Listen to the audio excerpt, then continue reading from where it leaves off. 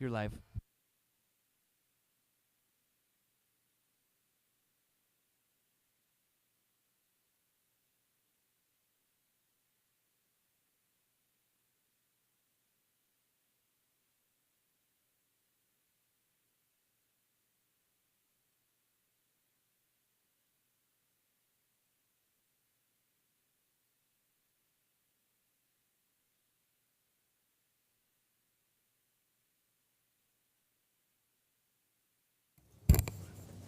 Good afternoon. Welcome to the work session. Today is Monday, July 8th, 2024.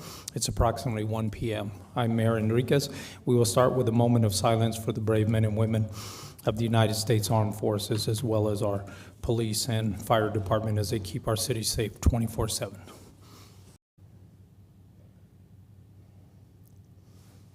If you join me in the pledge.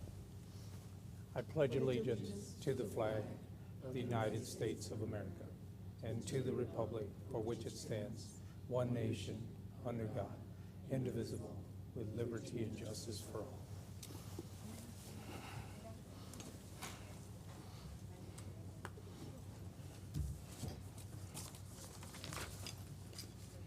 I have two of these. Okay, first we'll start with Pet of the Weeks. Amy?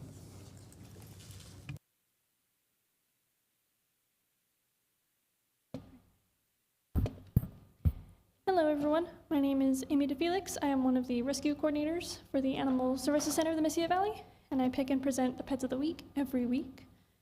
Of course, we always start off with our Cat of the Week. This week her name is Starla. Her number is 77625, and she says, "My days are filled with dreams of cozy laps and soothing strokes. I've been told I'm cuddly and sweet, and I pride myself on my ability to bring warmth and comfort to anyone who needs it. I love quiet moments and tender touches, and I'm an expert at turning ordinary days into moments of tranquility. I'm looking for a forever home where I can share my love." And then we also have a Dog of the Week. This week he is Jackson. His number is 66338, and he says, "I'm a lively soul bursting with energy. I'm always up for a game or a puzzle, and I'm sure to keep you on your toes. My playful spirit is infectious, and I promise to fill your home with laughter and joy. I'm also a great listener, always ready to lend an ear when you need someone to talk to. If you're looking for a loyal companion who will bring endless fun and love into your life, then I'm your guy." And regarding adoption events, we will be back at the Farmers Market this Saturday, July 13th. We'll be there from 10 a.m. to 1 p.m. As always, our booth is over by Organ Mountain Outfitters on that side of the Farmers Market, so definitely come by and meet some of the awesome dogs we have available for adoption. And then overall events in July, we still have a Red, White, and Cute adoption event. So all of July adoptions are only $50. The first 40 adoptions are sponsored by Doña Ana County Humane Society. I'm not sure how many we have left, but I'm sure there's a few. And if we're out of sponsored, they're only $50. So it's definitely, we highly encourage people to stop by. And if you're looking for a new family, a free family member, July is definitely, it's a good month to do it. And then for all of our internet links, our general website is ascmv.org. And we're all over social media, our Facebook page, Instagram and TikTok is where we'll post some upcoming events and highlight some animals for adoption. And then YouTube and Spotify and Apple Podcasts is where we upload episodes of Tales from the Paw Side, which is our podcast. And that is all I have. Thank you. Thank you.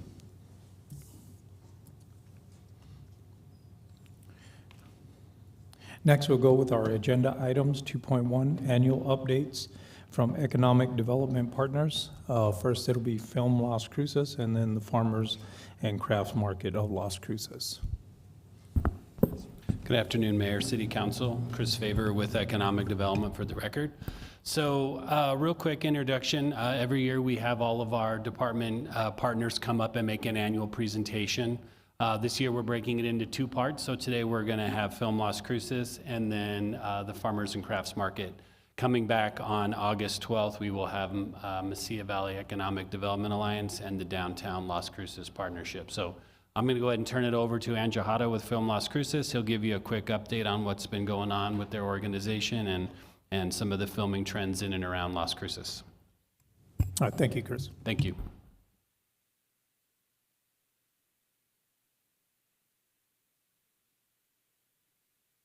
Hello, Mr. Mayor, council members. I am Andrew Hara. I'm the film liaison here at Film Las Cruces. Get started. So, as you know, Film Las Cruces is the film office for Las Cruces and Doña Ana County. We also help with Anthony and Sunland Park, and we do help a little bit with Mesilla. They also have their own film liaison. And we also try to help with anyone else who's in the area, like Hatch doesn't have anyone, but we'll help them if we can. I am the film liaison. I'm the head of the office. We have Elijah Villapando, who is our associate film liaison. He's here today. He is also kind of helps me with whatever I need, whatever I can do. And then we have Tony Lindy, who's our operations coordinator, and she handles the office and the accounting stuff that I don't know about. So she does those. We also have a board of directors. That is who runs Film Las Cruces. It is headed up by Jeff Steinborn, who is a senator. He is the president.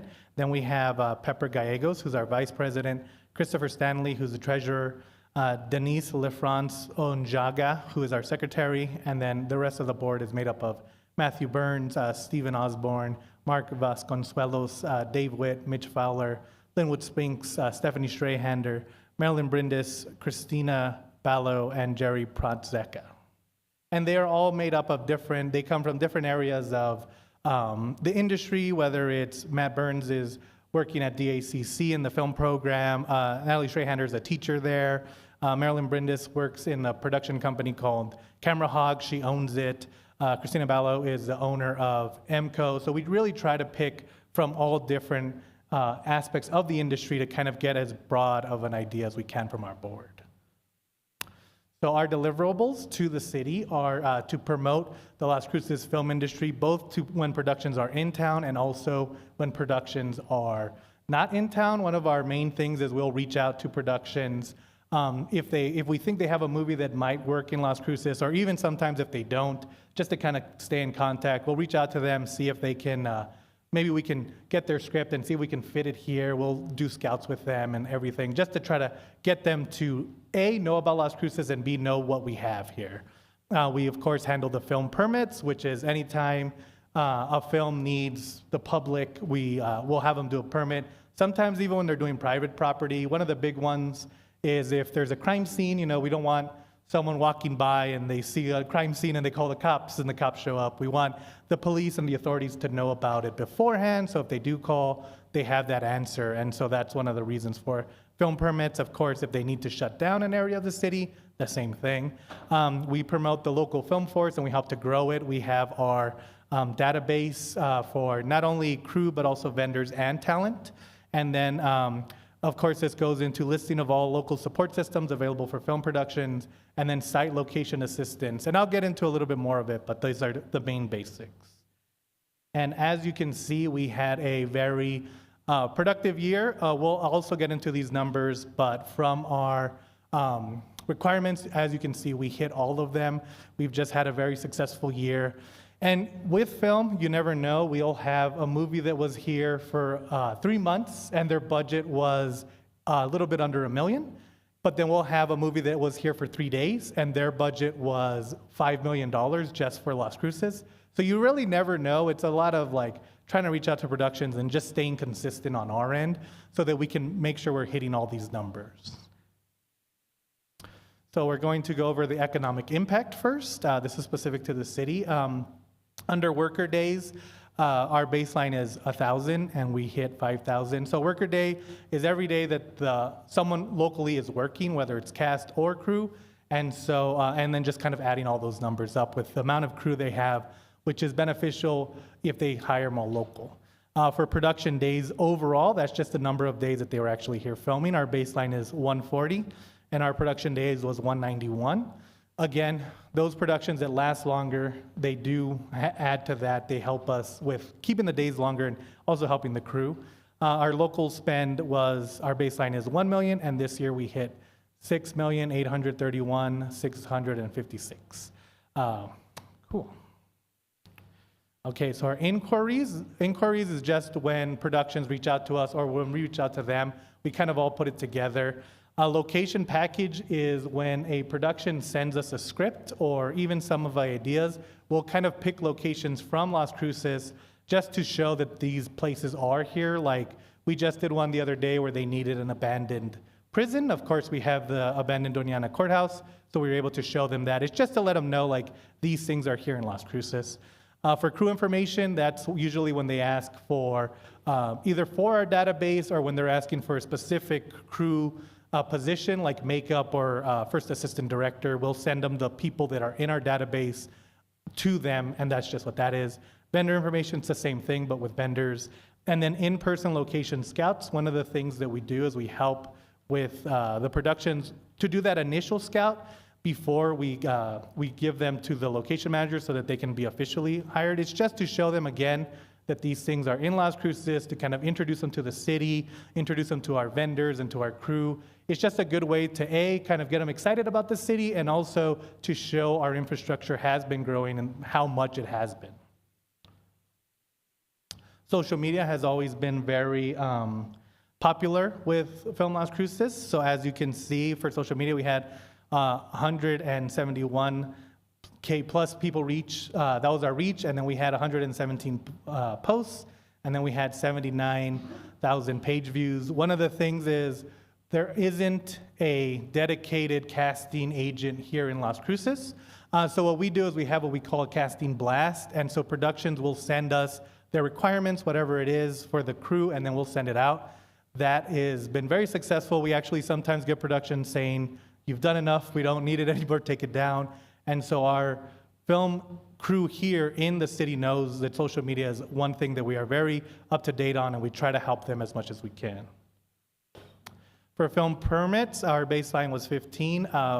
We had 44. These are just production company related. We don't include student films just because student films are usually just teaching.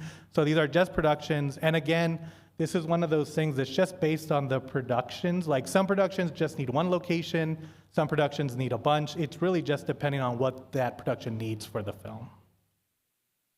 For our local film workforce, we work with educational institution outreach with CMT, which is Creative Media Technology, CMI, which is Creative Media Institute at NMSU, Las Cruces Public Schools.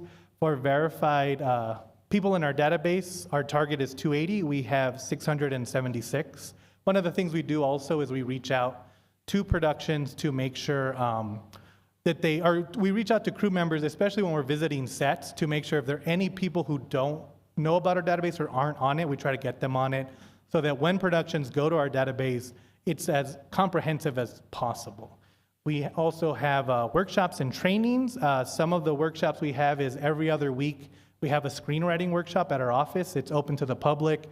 It's free. It's about 2 hours. And anyone who's interested in either screenwriting or wants to get their work kind of workshop, it's run by a professional screenwriter, and he just kind of reads everything, and they go over it and kind of just help with whatever the screenwriters need. We actually got a production from that screenwriting workshop. Someone came who had a production that they were ready to film, and they actually just finished filming about 2 weeks ago. So it's kind of building in terms of the public. We also have our wrap. This is a picture of our wrap with Pride, where we teamed up with Fem Frontera, which is a local filmmaking group that centers on members of LGBTQ and female filmmakers to get their words out. And so the Wrap with Pride was a specific month for Pride Month to just kind of center it on LGBTQ plus filmmakers and have them showcase their work. Every other month, we don't have a theme, except for Halloween, because it's Halloween. But it's just a way for to tell the public what's going on in film, and also to tell the crew, and also for the local filmmakers, because while bringing Tyler Perry and bringing some of these other filmmakers is great, we also want to showcase our local talent, and the Wrap helps us do that. We are able to show the films, have the filmmakers meet with each other, meet the public, talk to them, and it's really been very successful.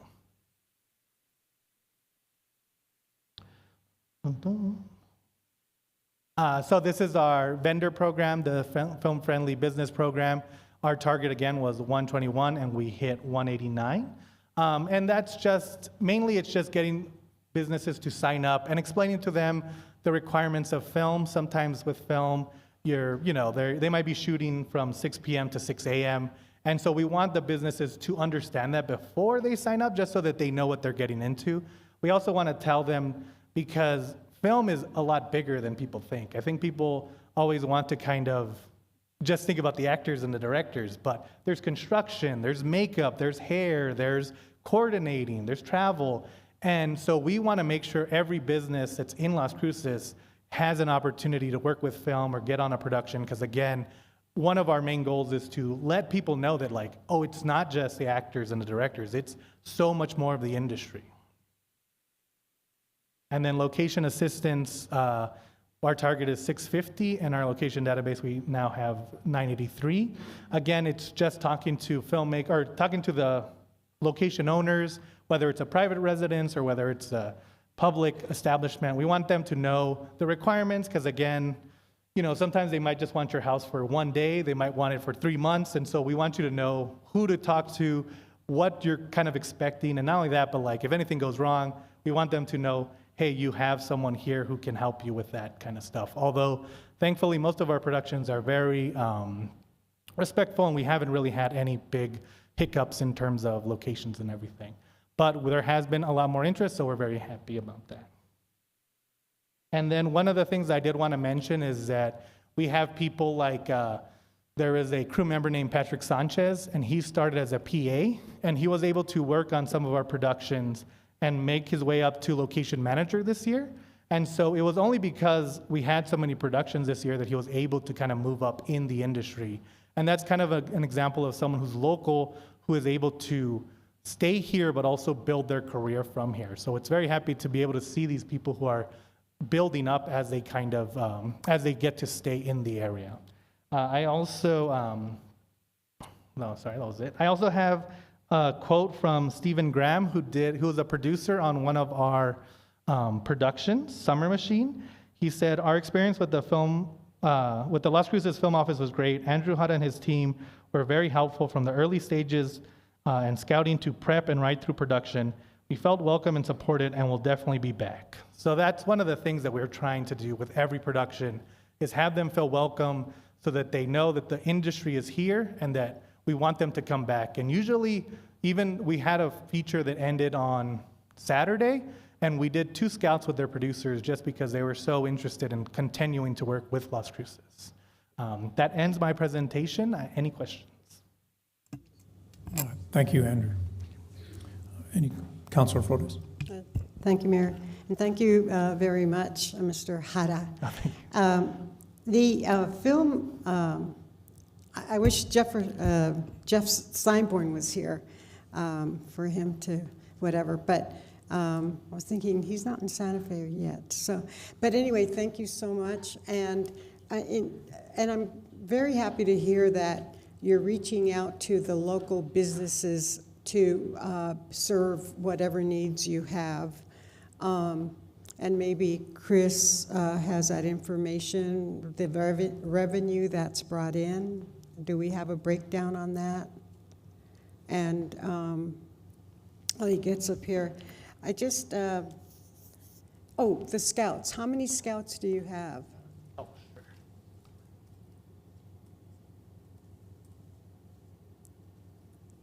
No. Mayor, Councilor Flores, we don't have any direct economic impact numbers right now, but I can certainly get that for you. Oh, wonderful. It'd be good to know, because it sounds like it's really a big, I remember the struggles that Jeff Steinborn went through. I mean, it was a long-term pregnancy there, and he finally was able to deliver.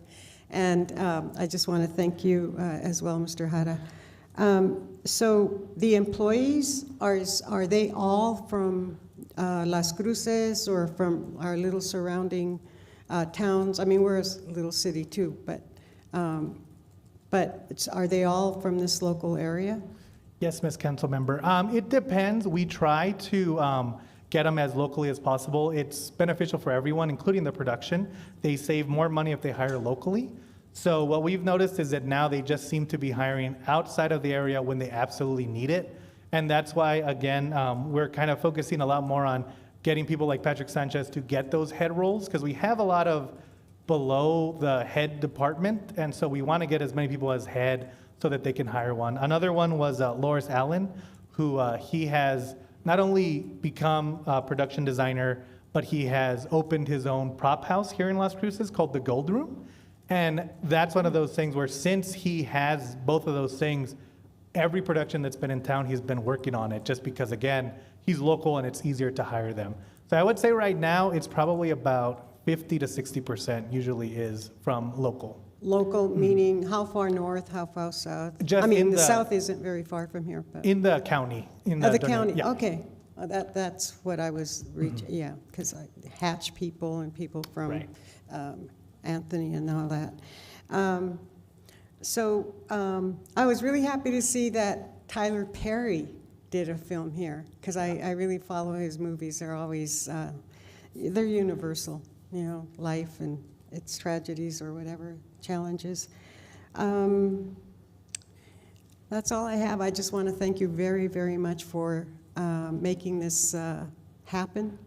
It was a long time coming, and thank you very much. Thank you, Council. Thank you, Councilor. Councilor Cart. Thank you for your presentation. It's always exciting to hear. I'm curious how the new building at the CMI program has it's about to open, I think, and I don't know how that might affect you all. And I think there's a pretty big sound stage that's a part of that, but I'm not sure if that will help in the scene or. Yes, thank you, Mrs. Councilman.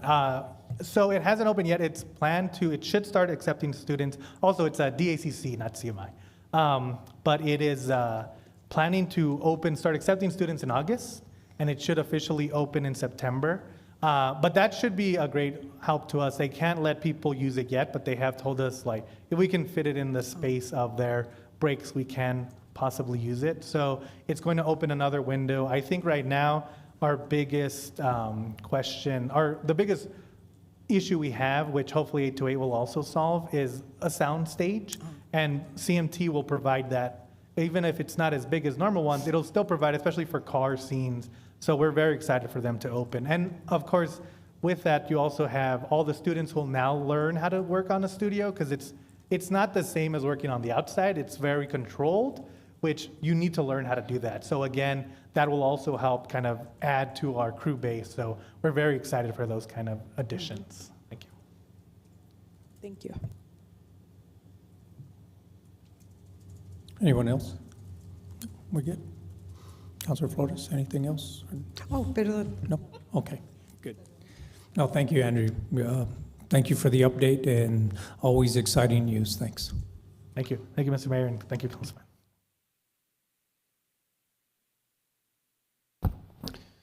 Okay, so next up, we're going to have Karen Bradshaw with the Las Cruces Farmers and Crafts Market.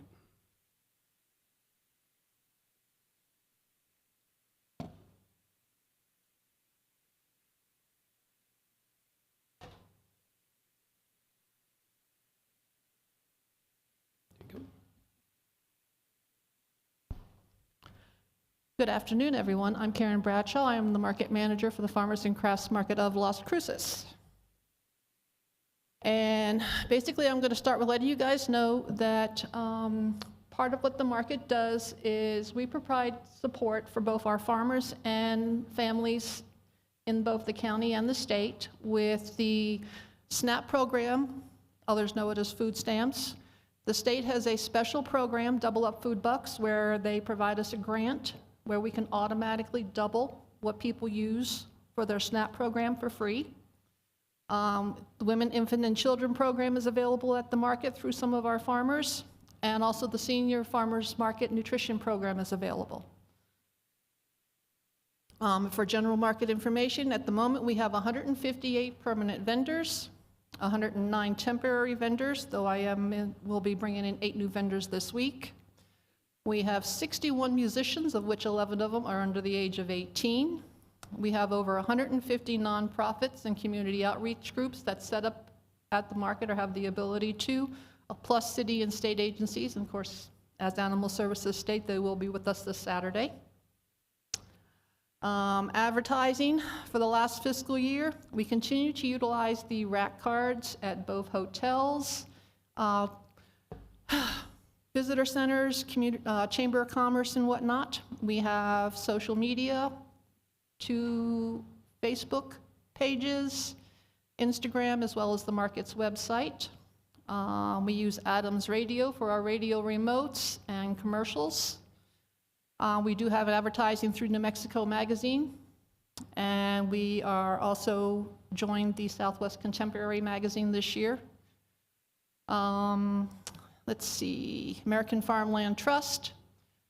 That is a big push. As everyone recalls, last year, we were first place in the state of New Mexico, thanks to everyone voting for us. We wound up in second place in the Southwest region and 27th in the nation. Now this year, at the moment, yes. This year, voting is happening right now. It runs till 5 p.m. Eastern Time on July 31st. At the moment, we are first place in the state. Unfortunately, we're only 5th in the Southwest. If I can convince everybody to please vote once, get your spouse to vote, it would help us get our numbers up. We have 407 votes when I looked at it about an hour ago. So, special events. Some of the special events we do at the market. This last year, we had the Halloween pet costume contest.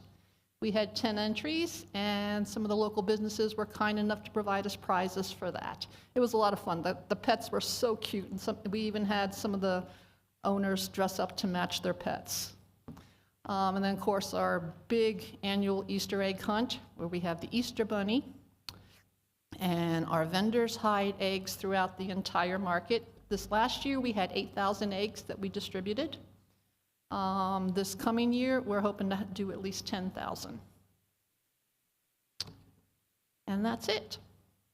Questions? Thank you, Karen. Councilor Flores. Thank you, Mr. Mayor. Thank you so much, Ms. Bradshaw. I'm so happy to see that the farmers market has grown exponentially, at least since I've been here, 13, 14 years now. The last time you presented, I asked the question about the revenues insofar as the taxes, because a lot of the vendors have a cash, bar. Yes, ma'am.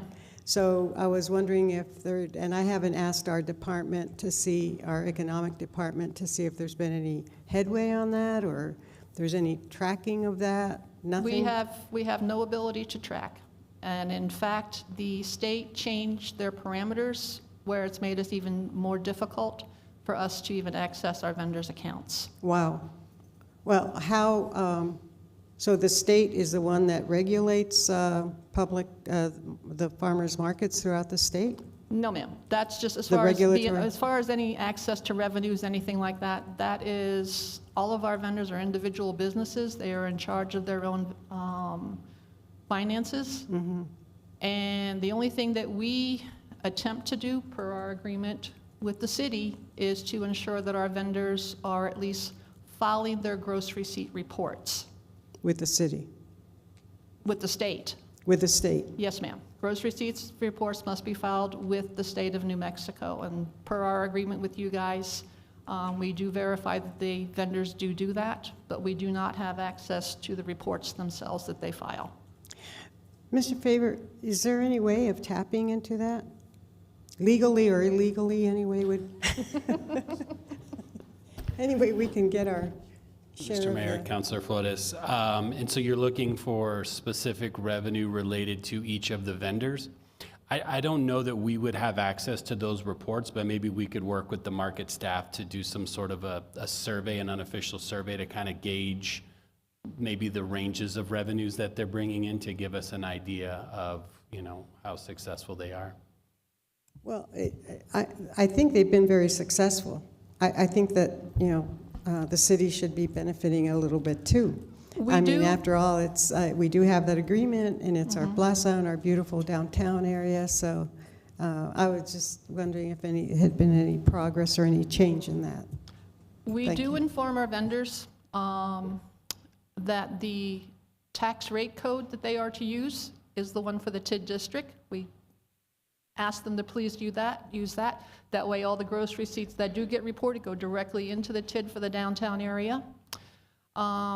We do, per our agreement, with NMFMA, that's New Mexico Farmers Market Association, which is part of the program for the SNAP and Double Up program. We do a survey, and it's a rough estimate of monies that comes in through the market per our farmers and everything. And this last year, the estimate for produce sales and everything else was almost, between the SNAP program and the WIC and everything else, and just regular sales, was close to $1 million, is what's our estimate. So, yeah, so there's, and then a lot of the vendors are cash only.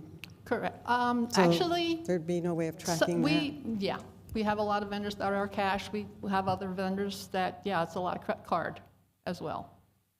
Well, maybe Mr. Favor or Ms. Whatever, city manager, whoever, there could be a change in the terms or consistent with whatever the state demands and within those parameters. Thank you so much, Ms. Bradshaw, and thank you, Mr. Favor. Thank you, Mayor. Thank you, Councilor Flores. Councilor Matisse? Thank you. I'm always excited about the market downtown. Me too. It draws a lot of people. I just like a small request. I had some friends, and we did the market this weekend. Is there any signage that says maybe you could spit your gum in a gum container? To just control. It's a little bit unsightly. The sidewalks, everything else is fine. The vendors were fantastic. And there's graffiti, by Las Cruces Furniture Store that needs to be cleaned up. Who manages it? Is that the city? Yes, sir. Okay. Well, that's my answer. We just utilized the space for those 4.5 hours, well, actually 6 a.m. to 3 p.m. on Saturday mornings. Okay. It is still classified public city property. We just have the use of it. Very good. No, I think everything with the vendors is excellent. Their service, the congeniality, their products, everything was real positive. I'm also a little bit apprehensive sometimes about the number of dogs. The dogs that come down there. I had my pug. Mm-hmm. He's 8 months old, so he was controllable. But there was some very large animals, and sometimes that's a little bit annoying. It is the owner's responsibility. We are a pet-friendly market. Everyone knows this. We will not, it's up to the owners to ensure that their dogs are controlled. We do have poop bags available throughout places in the market. Our vendors provide water for the dogs to drink throughout the market. I noticed that. And then maybe just the city, Mr. Connie, maybe the city, a little more signage for the gum spitting or more littering containers and/or some signage about control your dog. And if they are going to leave a deposit, take it to your own bank. So I appreciate that. Thank you. Thank you, ma'am. And thank you. You do a good job. Thank you.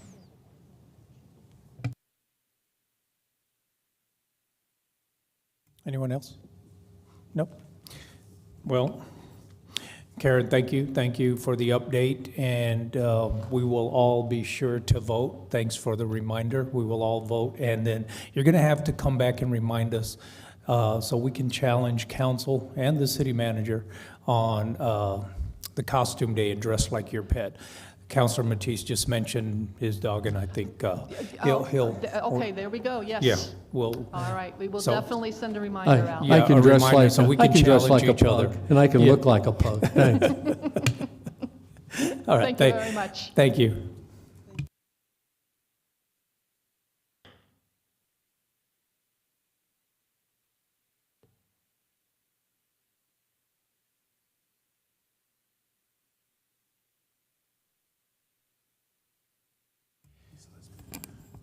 Agenda item 2.2, the Industrial Revenue Bond IRB policy. Elizabeth Teeters.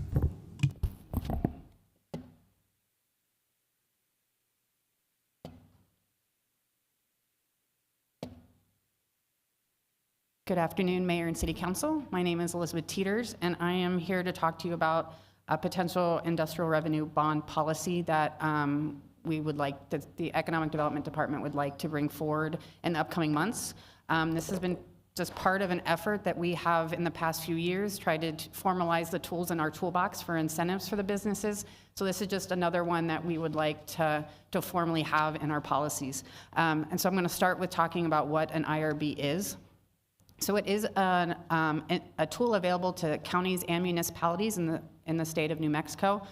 While it is called a bond, it's actually a tax subsidy that you can have for a maximum of 30 years.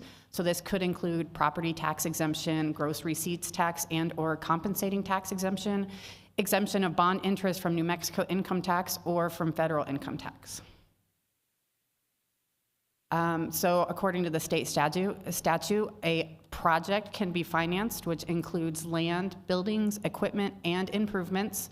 But it is important to note that according to the state statute, it prohibits municipalities from using any of its own resources to either pay debt services or to operate the project by being financed with the IRB.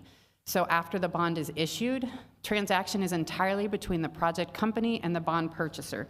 So I just wanted to point this out so that City Council knows that the city does not, this does not impact the bond capacity for the city by doing an IRB. So how it works, basically a company deeds its real and/or personal property to the IRB user. In this case, it's the city of Las Cruces. The city then leases the project back to the company, and by doing this, and they'll do it for the term of the bond, and by doing this, the company acquires the state and local tax status of the governmental body, so the city's tax exempt status, and then at the end of the bonding period, the maturity date, the company purchases the project back. There's two parts to an adoption process that includes City Council. So first there's the inducement resolution, which is adopted by City Council, and it indicates the intent to issue an IRB for a project. At this time, if it's approved, it also allows the company to get a tax exempt certificate, so they could potentially start purchasing equipment under the tax exempt status. And then the second part of the process is the actual IRB ordinance. It is also adopted by City Council. It authorizes the issuance of IRBs, and it approves the primary bond documents and terms. So the legal process, I don't want to get too much in the weeds about this, but after the IRB the ordinance is approved, the city will issue the IRB, and it is purchased by the bond purchaser. The proceeds are transferred in installments from the purchaser to the company, and in turn, the company will pay the principal and interest back to the purchaser throughout the life of the bond. So again, the city is not involved once they sell the bonds. It just goes between the purchaser and the company, and then they pay it back. So an example, I used an example of a potential business that's looking at the industrial park right now, and this is very general. There's a lot more that goes into it, but this kind of will give you an idea. So a company is looking to locate at the industrial park, and an IRB has been offered as part of the incentive package. The IRB amount, it will be for $60 million, which is the investment of the company. The length is 20 years, so over the 20-year period, the company will save approximately $11.8 million through tax abatement. Now, this is, again, very general. There are other considerations when it comes to an IRB. So you can do a payment in lieu of taxes. So a lot of times, school districts will be held harmless. Most of their revenue is through taxes, so the abatement wouldn't be 100% abatement for 20 years, say it'd be about 75%. So that way, every year the school district would still be getting their taxes. And then also, it's just important to know that the city currently owns this property, so it's not generating any taxes right now as it is. So and after the 20 years is over, the taxes will start coming to the city. So now that I've kind of explained what an IRB is, why create a policy? It's to evaluate potential benefits and costs of proposed projects, to assure proposed projects are evaluated in a reasonably objective, thorough, and consistent manner, to promote development of eligible projects which provide specific types of identified benefits to the city and its residents, to require clawbacks, and to require all costs to the city to be paid by the applicants. some favorable projects that are written into the proposed policy. So projects that have a substantial increase in employment, significantly diversify local and regional economy. It utilizes goods and or services purchased in the city. It expands the type of job skills in the local job market or utility skills of locally unemployed persons. It provides or expands access to affordable housing, and it provides or expands access to medical or healthcare. The process written into the policy is that a business will submit an application that will include a proposed form of inducement resolution, their project plan, and the application fee and deposit. Staff will review the project, and if we determine that it is something that fits within the parameters written into our policy, we will bring it forward, the inducement resolution forward to City Council to vote on. If it's approved, the staff will then work with the company to put the bond ordinance together and then bring it back for approval. There are some additional requirements that we would like to put in place with multifamily housing projects. These projects need to demonstrate that the project will further the city's affordable housing policies. The private sector is not meeting low or moderate income family housing needs. The private sector is not meeting needs of the elderly persons. And all multifamily housing projects must be reviewed by the Affordable Housing Committee before being introduced to governing body. So that just adds an extra step before coming to City Council. Some clawbacks that are written into the policy that every business will have to follow. So 100% of the abated property tax will be reimbursed if operations permanently cease within 5 years. And then in each individual circumstance, there will be repayment of abated taxes based on if they don't meet job creation and retention, the GRT revenues generation isn't what they said it would be, capital investment isn't, and then they didn't create the affordable housing units that they said they would. So the provisions will expire beginning 10 years after issuance of bonds. And then finally, fees. We did write fees into it because we work, both parties, the city and the business will work with an IRB council. And as part of the state statute, the business pays for all of the fees, the legal fees for both parties. So we went ahead and wrote in paying fees throughout the process instead of sending them a bill at the end. So they'll pay some fees when application is submitted, 30 days prior to date of proposed inducement resolution, and then within five days after the ordinance authorized issuance of bonds. And at the very end, if they've paid too much, we will reimburse them. But if they haven't paid enough, we will send them a bill for the final amount. And that is all I have. I stand for questions. Okay, thank you, Elizabeth. Councilor Curran? Thank you. Thank you for this. When we got the packet, I was like, I don't know what this is. So I've been crash coursing myself and thinking about this.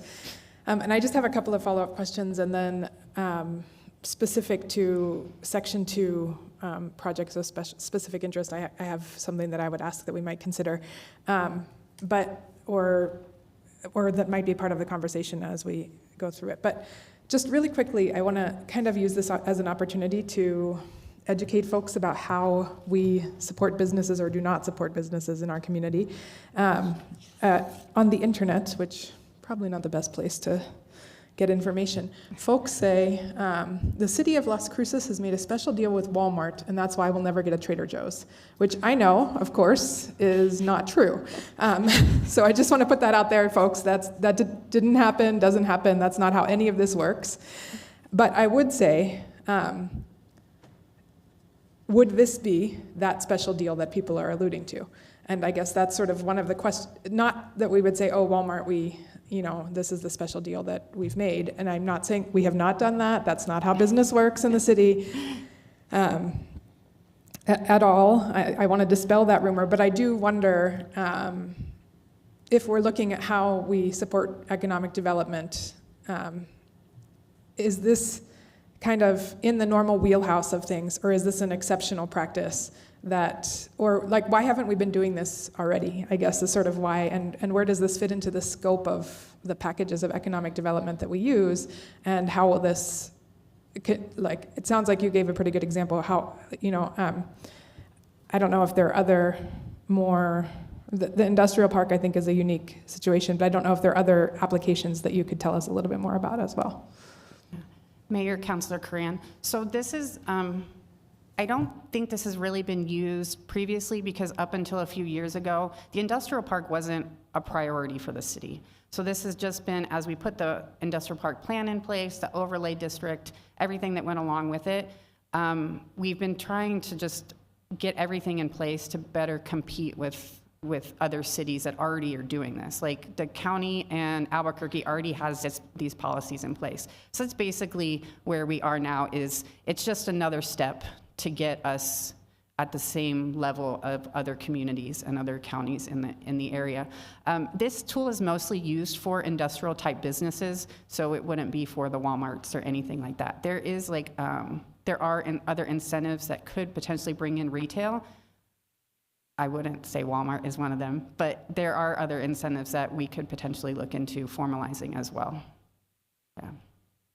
Awesome, thank you. So I just wanted to use this opportunity to dispel rumors, make it clear where we are on par with everyone else, and then get some clarity. And then the second part that I just to this idea of it being primarily focused at the industrial park, which I appreciate, under general policy projects of specific interest to the city, for me, I do believe that some of the things that happen, in particular, very extractive things like server farms, often are built to take advantage of incentives like this. And I would ask that we might consider articulating as things that are priorities to us, that we're not looking to incentivize businesses that will just take from our water in particular at the industrial park, but I'm sure there are other extractive things that I can't imagine that could happen, but most approximately water. I don't know if it's possible to include that as part of what we're interested in, but I would like us to articulate that we're aiming to sort of build sustainability as part of this as well. And so I think, I don't know if that's possible, but I would just like to say that's the one concern that I have in thinking about incentivizing folks here, and I think we should, and I want us to be there, and I want it to grow and thrive, but I don't want it to be at the expense of things like our water. So, Mayor, Councilor Coran, so our IRB council actually wrote this policy for us, and I think sustainability is a good word. So I can always take it back to them and see if they can craft up language to put into that section, so that when I bring it back for adoption, that can be considered. I would very much appreciate that. Thank you. And those are all the questions I have. Thank you. Thank you, Mayor Pro Tem. Thanks, Mayor. Thank you, Elizabeth, Ms. Teeters, for the presentation. Just a couple of questions. So I'm hearing my colleague, Councilor Coran, talk about, I think maybe I just need a little bit more clarification. So this would be primarily the focus of the industrial park, but it would be, we're not, in the policy, it's not saying strictly to the industrial park, right? And I ask that because you're talking about housing, and so I don't think we're talking about building housing at the industrial park, right? Yeah. Mayor, Councilor Bencomo, yes, so it is mostly used for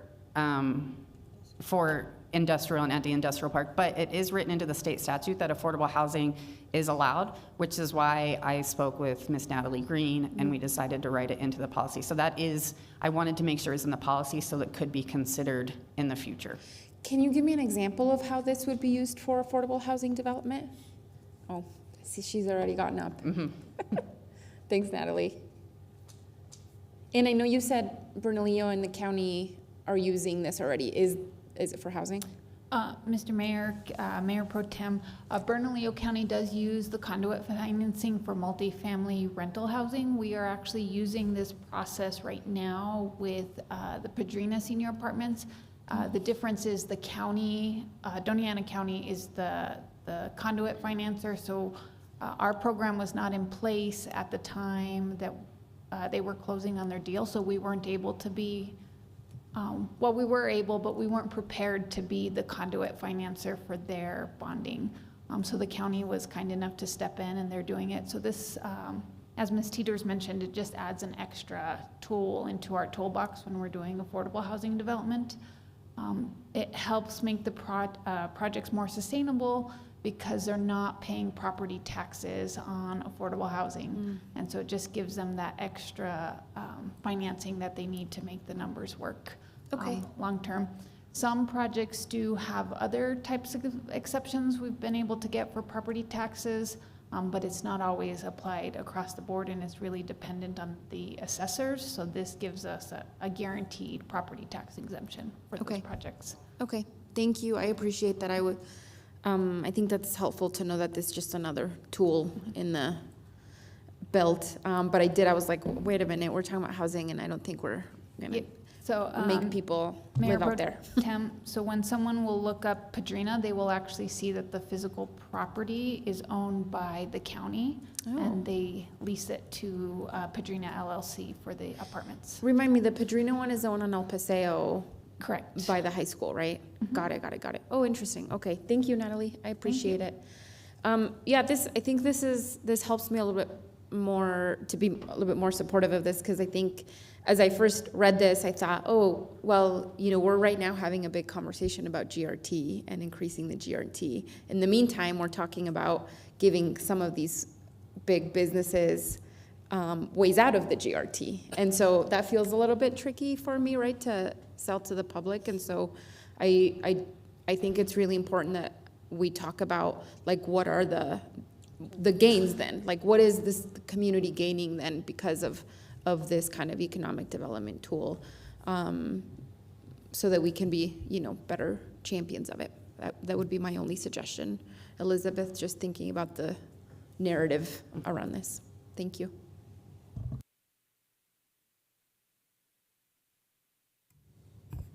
Councilor Matisse? Yes, I just had a couple of questions. You're saying the industrial revenue bonds have never been used by the city of Las Cruces. All the companies out at the park right now, F&A Dairy, Alaska Constructions, none of them have received any kind of tax abatements. Mayor, Councilor Matisse, so Saputo Cheese, back when it was F&A Dairy, they did use it years ago. When Saputo did their expansion 3 years ago now, they had we proposed giving them an IRB, but they pulled out of the deal, and we just did the LIDA instead. So we haven't used it in recent years. Okay, so it was used by F&A Dairy. F&A. Yeah. And how many years did they go to the termination of their 20 years, 30 years? Do you know? I'm not sure off the top of my head, but I can get that information for you. Okay, when I think of IRBs, and I think Mr. Lopez realizes my tenure at the New Mexico Border Authority with Jerry Pacheco, many of the companies that come into Santa Teresa, of course, in the free zones, as well as using IRBs down there, it created jobs. I mean, I thought that was the primary purpose of IRBs, was creating jobs. Is that still the principal use? Mayor, Councilor Matisse, so whenever we look at incentives for any business, it's really each community sets their own benchmarks or like their own expectations. We've always looked at jobs, wages, and investment. Those are our three. When we're considering giving an incentive to a business, those are the three big ones that we consider. So whenever a business fills out an IRB application, they'll have to put that information in there, and then we'll decide whether it fits what we're looking for or not. And then the ROI, the return of the investment. Okay. Yes. Excellent. Thank you. Good, thank you. Anyone else? No. All right, well, thank you, Elizabeth. Thank you for the update and the information, and thank you as well, Natalie. I think this is something, just by a head nod, I think this is something, an incentive that we would want brought forward for our economic development. So, thank you.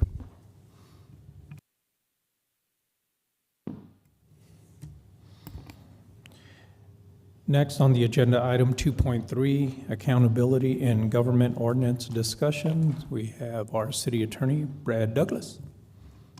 All right. Good afternoon, Mayor, Mayor Pro Tem, city councilors, and city staff.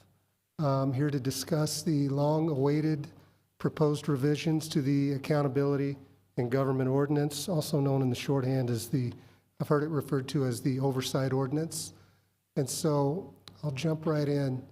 And so some of the key revisions that we are suggesting are adding definitions for things such as fraud, waste, and abuse. It feels almost absurd to say, but during the original, or in the format that the ordinance is currently in, there are no definitions for fraud, waste, or abuse. So this would add those definitions, and those definitions are consistent with federal and state guidelines. Whistleblower protections are also explicitly added so as to encourage cooperation and transparency. The Inspector General will have improved independence. No longer will the Office of the Inspector General be under the City Attorney's Office.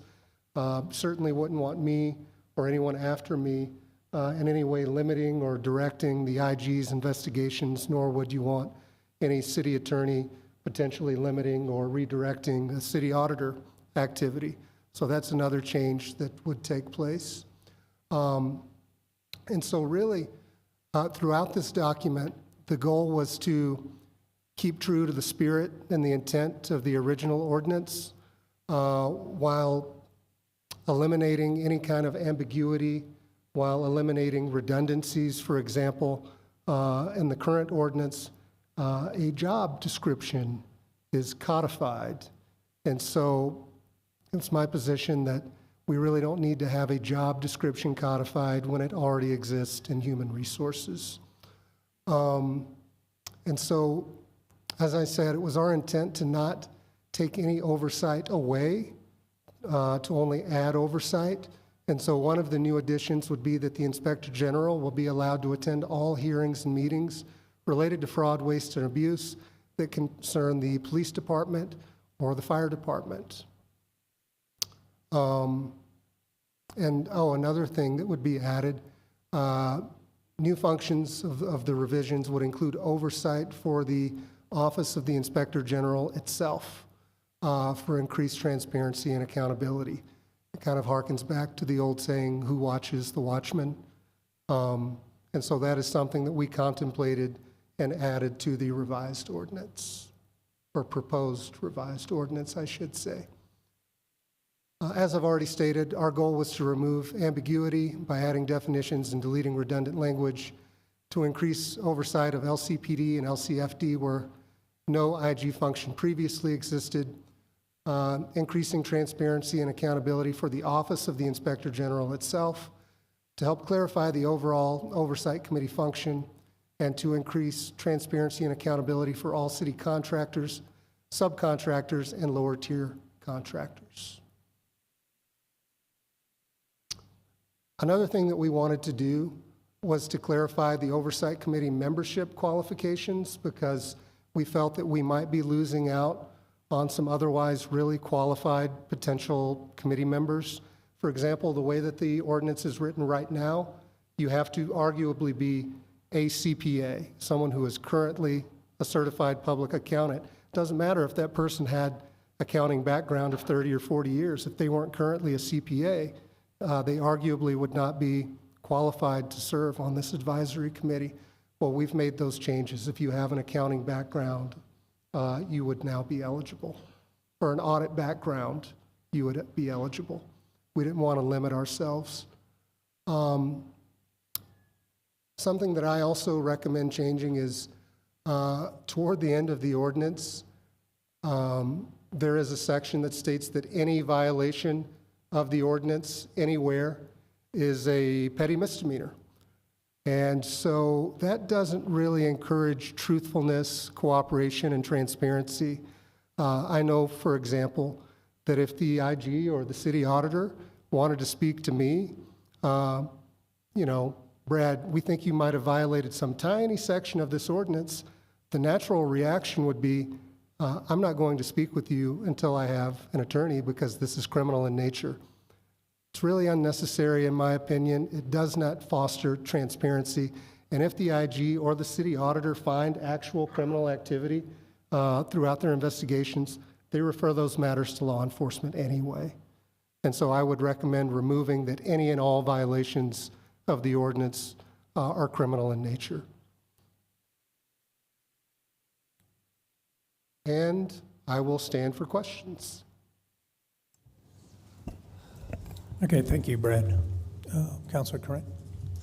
Thank you, Brad. Thanks for following up on this. I have a couple of questions or things I'm hoping that you can describe. I have some specifics, and then I have a general question.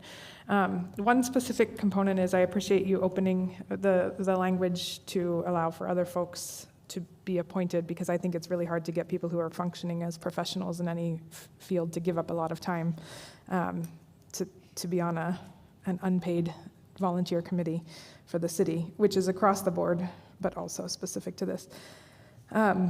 So thank you. But in that same paragraph, there is a clarification about, I do wonder at the very last sentence, so not to form a quorum, no more than 3 council members shall be in attendance. Does that, when you say council members, does that include the mayor? And I ask this because I don't know if we should make that more explicit and say. Yes, Councilor Corin, it would be our intention that the 3 council members, that would include the mayor. Okay. But we can clarify that language if you'd like, just to be more specific. Just so that it's clear across the board. And I mean, yeah, so I think for everyone's, yeah, sorry, thank you. That was the more specific thing that I wanted to add to that. And then the sort of more general question that I have is, I'm hoping that you can really talk about what the flow of reporting concerns is, and how the IG relates to the Oversight Committee, relates to audit, and just sort of paint a picture of what that looks like when someone complains about something or when someone has a concern, internal or external. Where does it go? How is it triaged? Is it independent? Is it simultaneous? How do those reviews work with those 3 sets of sort of different overseers, and how do they relate to each other? Sure. I will defer to Ms. Perea. I can tell that she wants to say something. And by the way, I worked extensively with our city auditor, Ms. Perea, and also our Inspector General, Mr. Tucker, who is also a former member of the Oversight Committee. So it's been very helpful. I'll turn it over to you. Right. Thank you, Mr. Mayor, Councilor Corin. As far as internal audits are concerned, every year we develop an audit plan, and we bring that plan forward for the council's approval.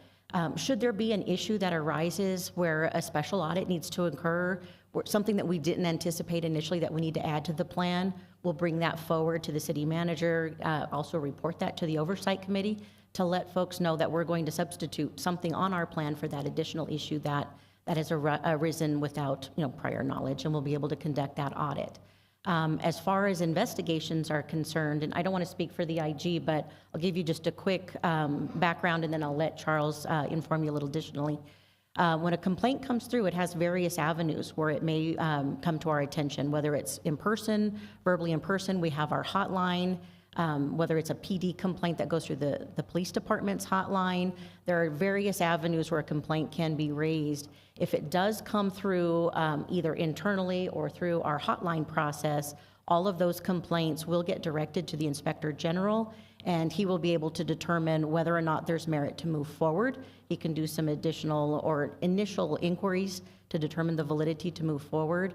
If they go through the PD, that is under the purview of internal affairs. However, if with this revision that we're proposing, if there's a complaint related to fraud, waste, or abuse, the IG now will be able to assist with that process by being present during those processes. And I'll defer to Charles to explain a little bit further. Good afternoon, Mayor, Council. Charles Tucker, the Inspector General for the city. When a complaint comes in, like Viola said, if it comes in through our hotline, I review them all. If it's something that has to do with fraud, waste, and abuse, then I'll let the hotline committee know my recommendation is that I'll take care of that investigation. If it's not, then I'll make a recommendation that it be looked at either through one of the assistant city managers and their subordinates do the investigation, if it's not something that's fraud, waste, or abuse. And then we handle it that way. If it's something that can you go back to your original question so I make sure I answer everything? Just sort of how you relate to the oversight committee. I Okay. sort of understand how audits fit in there, Yeah. and then if they're sequential, if they're subsequent, if there are feedback loops from between them. Okay, when I sat on the oversight committee, the intent was for us to review the IG's products. So once the IG is done with his investigation, the fraud, waste, or abuse, it would go to the city manager signs off on it. I can't hang it for public distribution, or I can't redact it or I'll redact it, take it to the oversight committee for review. They'll look at my product. They'll make recommendations on whether I should look at something a little bit more, but again, they make recommendations. They can't change my product. They can't tell me that I'm not doing the right thing, or they'll make recommendations, and I prefer written on my product, and then it has to be posted for transparency reasons.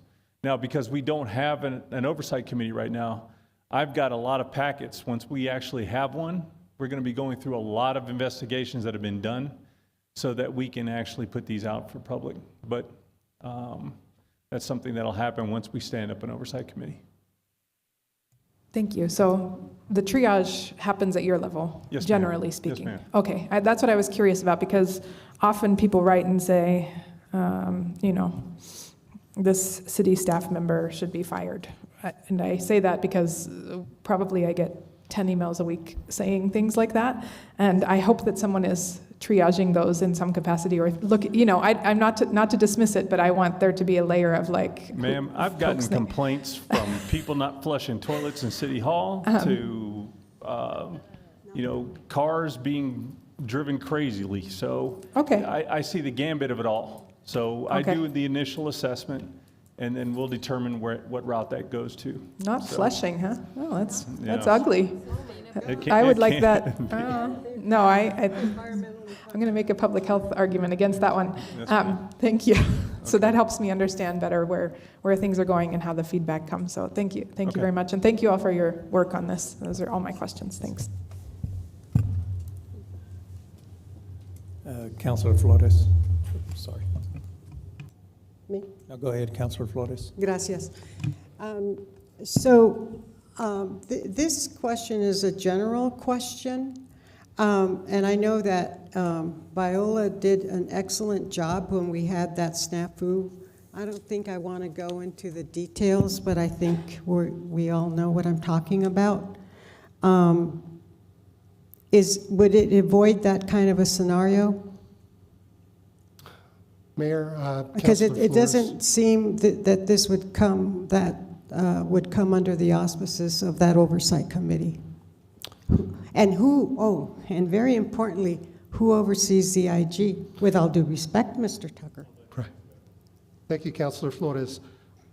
It's my hope that with a more robust oversight system, which I do believe that we have, maybe incidents like that could be avoided because of the Inspector General monitoring the hotline complaints and having, I don't want to say carte blanche authority, but very wide latitude to do investigations throughout the city, including investigating city contractors, subcontractors, or lower tier contractors. That's something that has not always existed.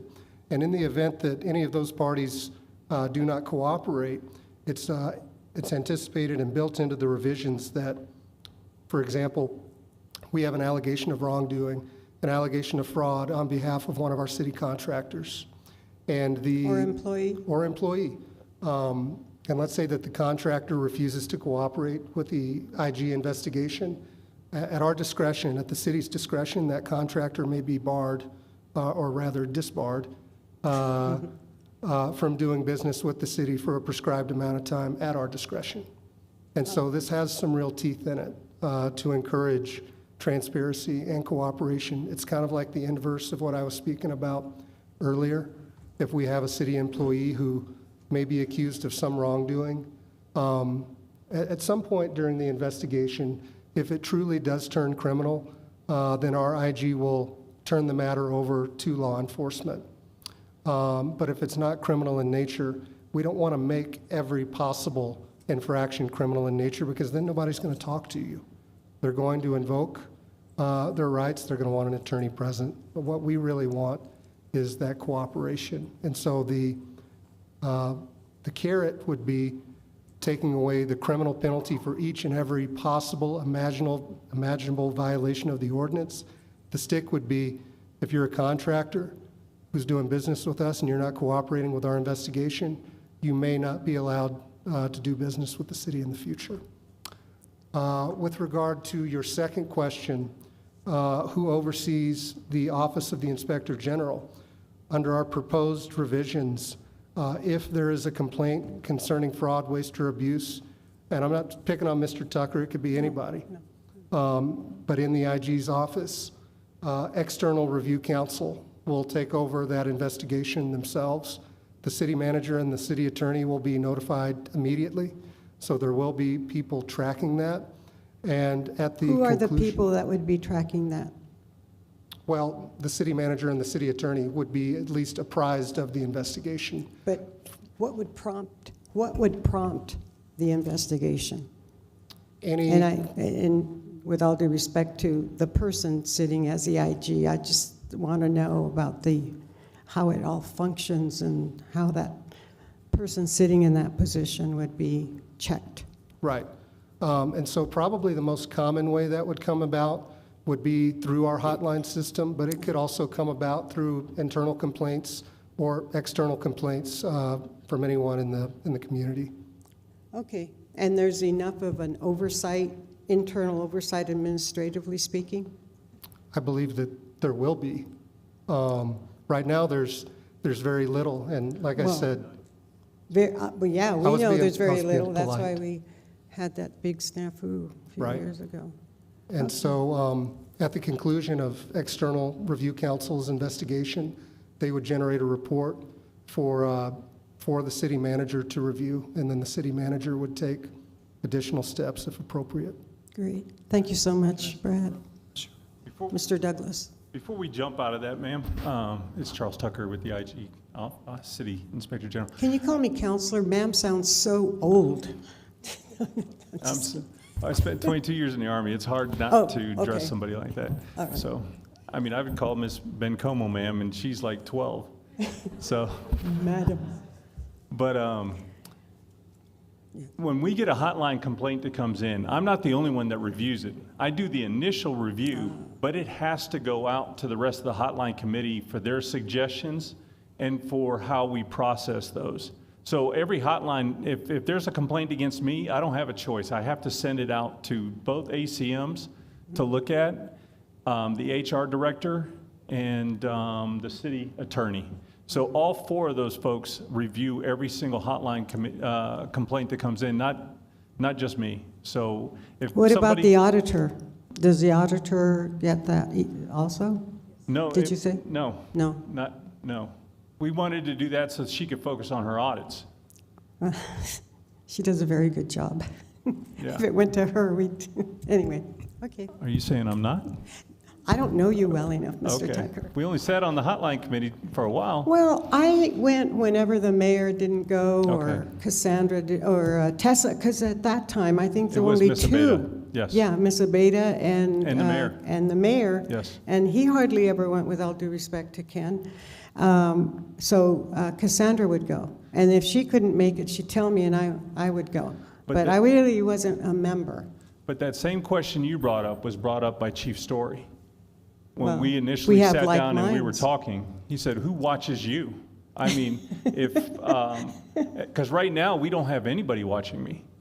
The way the ordinance is written, if I was to go rogue, We wouldn't know the No. difference. no, exactly. So we're trying to write in those safeguards, because I'm not going to always be that IG. That's right. So it could be somebody else that doesn't want to follow those rules or wants to paint outside the lines, and you never know where that could go.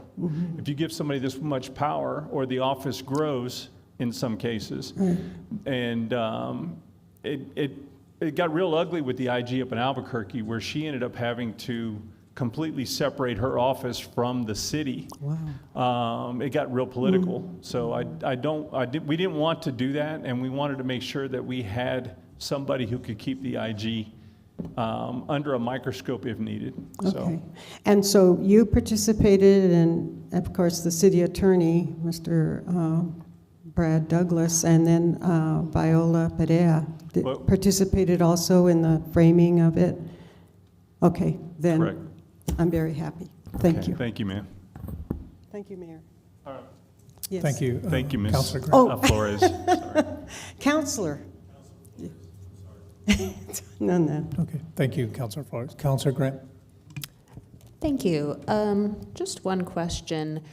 I'm looking at section 2-176, and of the proposed definitions for abuse, fraud, and waste, only abuse refers specifically to government resources. The other two do not, and I'm just wondering why there is a distinction there. Pull this down a little bit. Mayor, Councilor Graham, these definitions, I wish I could take credit for crafting them on my own, but they were pulled directly from the federal government's Office of Government Accountability. With regard to fraud and waste, we could certainly make edits to those definitions to clarify that they do apply to government resources. So we'll take a look at that. Okay, great. Just wondering why there was a difference. Thank you. Thank you. Mayor Pro Tem? Thanks, Mayor. Thank you, Brad, and all of you all for the questions. I have many, many thoughts, so bear with me as I try to get them out. So just top of my list, I think I continue to have some concern about the oversight of the IG. I think everybody has a boss, right? And so I think with this revision, we should really consider, like, are we really changing the character of the hierarchy map of the city, right? I mean, the top bosses are our bosses, which is the public, and then the city council, mayor are the bosses of the city manager, right? And then the city manager is the bosses of literally everyone else.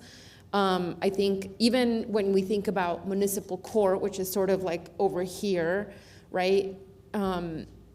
Even municipal court has a boss, which is the public as well, right? And so I do feel like there's some concern just regarding who then the IG is reporting to. I feel like that needs to be clarified, and I would, strongly discourage us from thinking about like the committee, the oversight committee, right? Like those are volunteer folks. I feel like that would be highly inappropriate as well.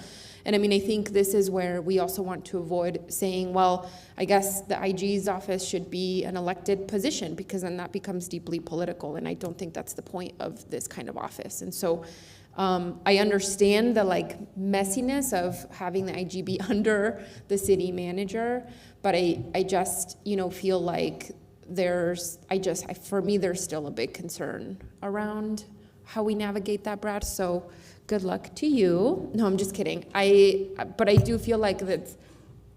Are you okay? I'm not okay. Of course I'm not okay. I'm so sorry. I don't mean to laugh at you.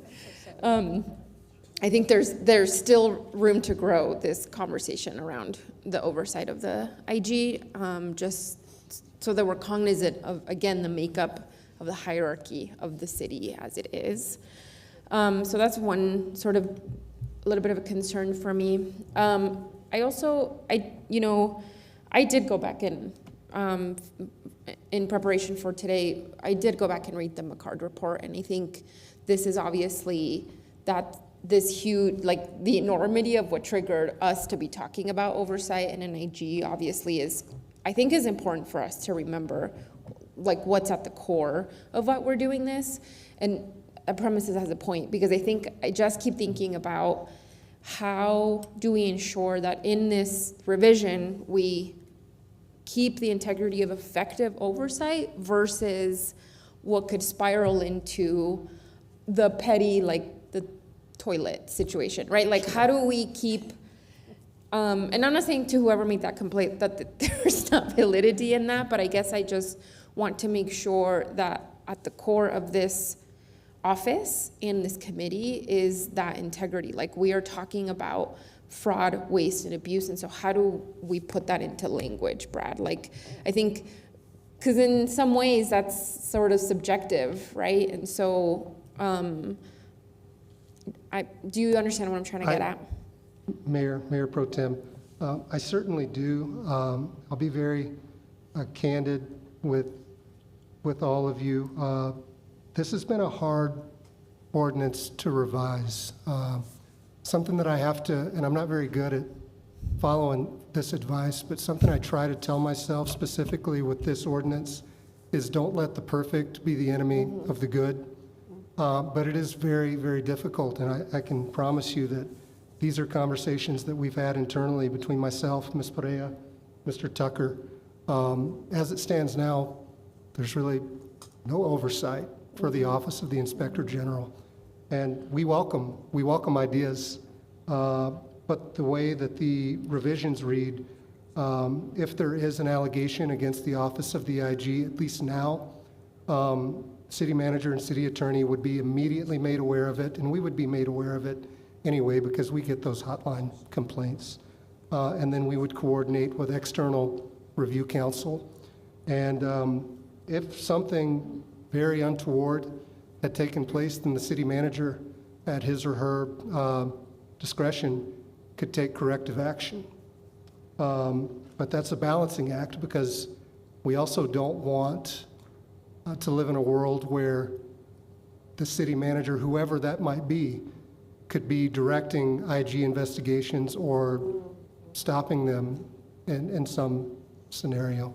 Right. But I do welcome your thoughts, and it is something that I do consider. That is tricky. I hear you, Brad. I definitely don't envy you, any of you, as you do these revisions, but I know that I read in here somewhere that you are definitely looking at best practices from all over the country and so I know that you'll find the right answer.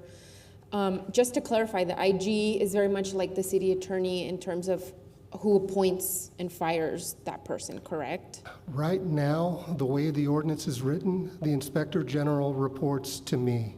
Okay. That doesn't feel appropriate to me. Okay. I would like for the IG to be more independent than Okay. that. But who hires the IG? The city manager, right? Yes, Mayor Pro Tem. That's tricky. Okay. That's really interesting. That feels super muddy still. So I know that there's been some pushback from even members of the Oversight Committee, like, why aren't we meeting? What's going on? But I appreciate the thoughtfulness behind this ordinance. I think, again, it came out of a moment of crisis, and then it was put in place, and it was necessary and all of that. And I think now, I think it's important that we are thoughtful about how this is written and the way that we are effectively looking at fraud, waste, and abuse. And then I think I also wanted to talk about the role of the IG regarding any complaints towards volunteer board positions. Like, is that right? Like, we have a ton of boards that we ask people to be on. Is oversight included there? I had not considered whether the actual Oversight Committee would fall under the purview of the IG. Do you want to speak on that, Charles? And yeah, I mean, that includes the Oversight Committee, but any other? Any of other them. And I've had to sit in, because I've gotten complaints on different commissions and boards, and I've gone down to watch, and a lot of it's how people act, how they treat city employees, and, so I go in and I observe. What would end up happening is if something was founded, it would end up going to Christine, who would stand up the ethics board. And Okay. then we'd go that route to have somebody removed, if that's the case. Okay. I don't have authority over a civilian. I have authority over a city employee. Right. Authority over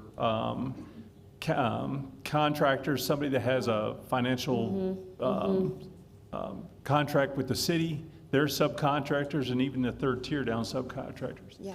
So, but a volunteer is another thing. So we Right. would do it through an ethics to remove somebody that way. Okay, that's helpful. I think this is important because while, oh my gosh, I obviously appreciate every single person who volunteers their time to Yes, sit ma'am. on any board, oversight, Parks and Rec, the utilities, any board, right? Like, that's people are volunteering their time. It also, the fact that you don't have any oversight doesn't also give anybody the right to treat city staff, to abuse or treat poorly of any city staff, right? I think that that's important. And it's in our ordinance that, Okay. you know, the members of the boards, commissions have to treat people with respect, and, you know, that, so that it can be founded if that does happen. Okay, So, and that, again, it would go through the ethics board for removal of that person if that's the case. okay. And that, you make that call, or who makes I that call? don't make the call. I would observe it, Okay, and then I would refer it. and are you But- the only one that can refer that? No, to anybody Christi- can refer that to the Christine? ethics board. That's Okay. correct. Okay, that's helpful. Is that written somewhere? Like, where is that language? It's in our ordinance. It's in the code. It Okay. is. Thank you, Christine, and all of you. And then, I guess just my last sort of more murkiness to give you. I apologize. I don't mean to throw more unclarity towards you all, but back to the like complaints of fraud, waste, and abuse versus like personnel matters, right? Which even the city council does not have anything to do with personnel matters, Right. as the city manager is our only employee. How are you navigating that? Like, are you then taking it to the city manager? Like, what is the process there? Mayor Pro Tem, that's an excellent question. Per law, the IG doesn't have authority to investigate matters that are purely personnel-based Okay, in nature. That would be more appropriately handled by, or redirected to our Director of Human Services. is that language Human differentiated? Resources. Is that language differentiated here, Brad? I feel like I didn't necessarily see it, so, Yes, Mayor Pro Tem. okay, Yeah, right. What we were trying to do, and maybe we didn't do a good enough job, we'll go back and look at it again, Okay. is to make sure that the only thing that the IG looks into are matters concerning fraud, waste, and/or abuse. okay, okay, thank you. Maybe that was my bad, but if there is a way to, I think, just clarify that a little bit more, I think that'd be helpful. And then I think those are all my questions for now. You know, I do apologize for sort of making this a little bit messier, if anything. I'll continue to do some of my own research, but gosh, I have full faith that you all are looking at best practices and finding the best ways to move this forward. And then I guess I would just, my last question would be around the oversight committee and when that would be brought back to life. And I know that there's only one member right now. And then, so there's 2 vacancies, right? And then I think, and then the mayor and council appointed 2 members of the council already. So just a timeline on that. Mayor Pro Tem, our goal was to have this. Perfect. Ms. Perea always comes through.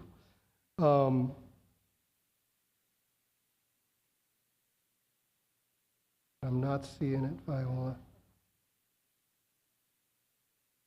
Right. but Why am I missing it? Where is it? That's okay. So our goal is to have this, hopefully, there we go. First read August 19th and second read September 3rd. And then Oh, yes, I hopefully did see that. Thank you. very, very shortly after that. Okay, got it. Thank you. I appreciate it. Say one more thing on your question real quick. You mentioned HR. Part of the hotline committee that reviews the hotline cases that we send out is the HR director. So she's on the hotline committee. So if anything comes up that's personnel matters, we'll either refer it down to one of the ACMs for them to look at it, or it will go through her as well, and she'll appoint somebody to investigate it. So HR's in the Okay. whole process where personnel matters should be. Okay, thank Yes, you, ma'am. yes. And actually, apologize, Councilor Corrin, I just have one more question regarding the Oversight Committee. Also, by the way, I'm 36 and the trick is sunscreen, so everybody wear your sunscreen. What'd you say? On oversight, I'm curious about, I think I wanted there to be more clarity as well on the role of oversight and that they play an advisory role, correct? The oversight committee aren't necessarily making any decisions regarding what happens after any complaints are found true. Mayor Pro Tem, that is correct. The Oversight Committee will act in a purely advisory role, and I want to say we added that language. It might not hurt to emphasize that language throughout, Yeah. though. Yes. Thank you. Thank you for that. All right, thank you. Councilor Craig? I'm also 36, but I don't wear sunscreen, so that's the, no, I'm just kidding, I'm not. I don't wear sunscreen though, so yeah, it is, it is a secret trick.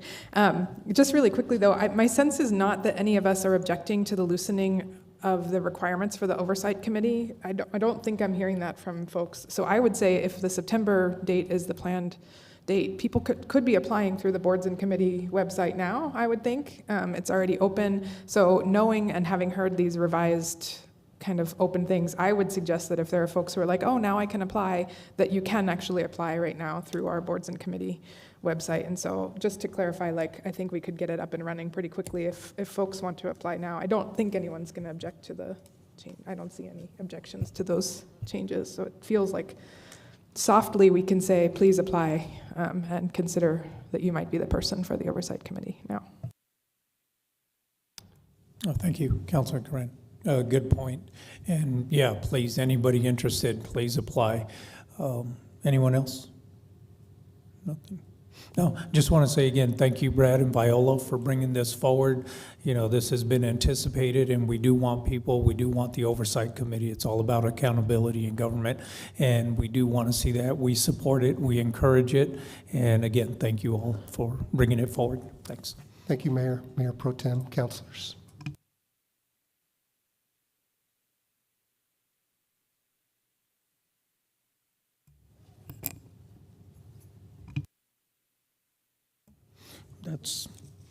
That's all of the agenda items, so look for a motion to adjourn. Move to adjourn. Second by Flores. This is on the motion to adjourn the work session. Councilor McClure? Yes. Councilor Matisse? Yes. Councilor Graham? Yes. Councilor Cran? Yes. Councilor Flores? Yes. Councilor Bencomo? Yes. And Mayor? Yes.